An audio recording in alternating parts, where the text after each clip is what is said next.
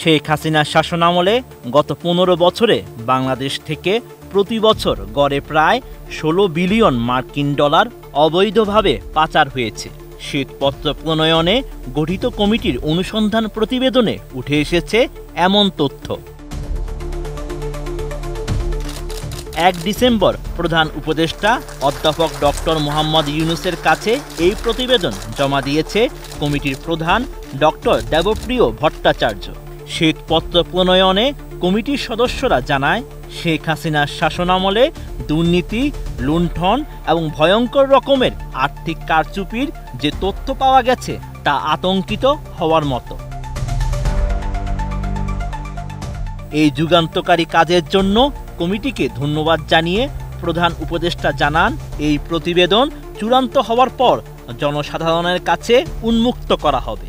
সেই সঙ্গে school, college ও বিশ্ববিদ্যালয়ের পাঠ্যপুস্তকে অন্তর্ভুক্ত করে শিক্ষার্থীদের পড়ানো উচিত বলেও মন্তব্য করেন তিনি। এছাড়া ডক্টর ইউনূস বলেন, এটি একটি ঐতিহাসিক দলিল।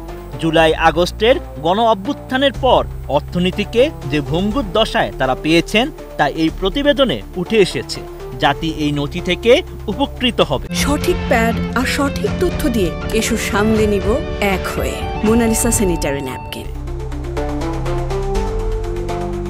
ডক্টর ইউনূস আরও জানান, দেশের গরিব মানুষের রক্ত পানি করা টাকা যেভাবে তারা লুণ্ঠন করেছে তা আতঙ্কিত হওয়ার মতো।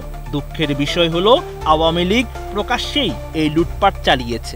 দেশের অধিকাংশ মানুষ এর মোকাবেলা করার সাহস করতে পারেনি। পতিত স্বৈরাচারী শাসনামলে ভয়ের রাজত্ব এতটাই ছিল যে বাংলাদেশের অর্থনীতি পর্যবেক্ষণকারী বহুপাক্ষিক সংস্থাগুলো এই লুণ্ঠনের ঘটনায় অনেকাংশে নীরব ছিল।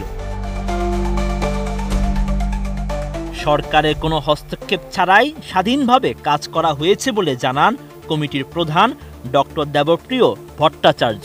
বলেন, সমস্যাটি তারা যতটা ভেবেছিল তার চেয়েও গভীর। এই ৪০০ পৃষ্ঠার দীর্ঘ শ্বেতপত্রে উঠে এসেছে কিভাবে ক্রোনি পুঁজিবাদ অলিগার্কদের জন্ম দিয়েছে, কিভাবে তারা নীতি প্রণয়ন নিয়ন্ত্রণ করেছে। কমিটির সদস্য মুস্তাফিজুর রহমান জানান, তারা ২৯টি প্রকল্পের মধ্যে ৭টি বড় প্রকল্প পরীক্ষা করে দেখেছেন। প্রতিটিতে ১০,০০০ কোটি টাকার বেশি ব্যয় হয়েছে। ২৯টি বড় প্রকল্পে মোট ব্যয় হয়েছে ৮৭ বিলিয়ন ডলার। তো এটা বিশাল অঙ্কের অর্থ, যেটা পিওরলি ২০১৭ সাল বা এই সময়ের দিকে এটা অ্যাক্সিলারেট করে এবং ব্যাপকভাবে এটা চলে যাবে। মুস্তাফিজুর রহমান আরও জানান, পরীক্ষা করা ৭টি প্রকল্পের আনুমানিক প্রাথমিক ব্যয় ছিল ১,১৪,০০০ কোটি টাকা।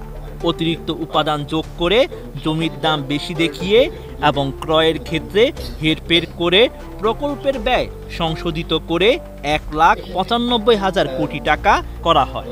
ব্যয়ের সুবিধা বিশ্লেষণ না করেই প্রকল্পের ব্যয় প্রায় ৭০% বাড়ানো হয়েছে।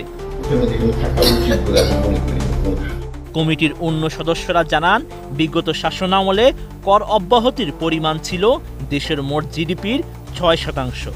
এটি অর্ধেকে নামিয়ে আনা গেলে শিক্ষা বাজেট দ্বিগুণ এবং স্বাস্থ্য বাজেট ৩ গুণ করা যেতে পারত।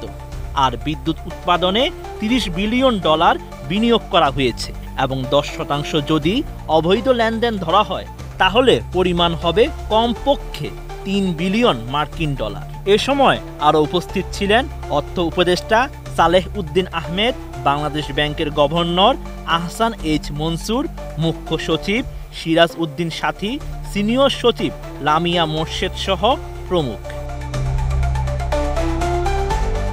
Sheikh Farid, ATN news.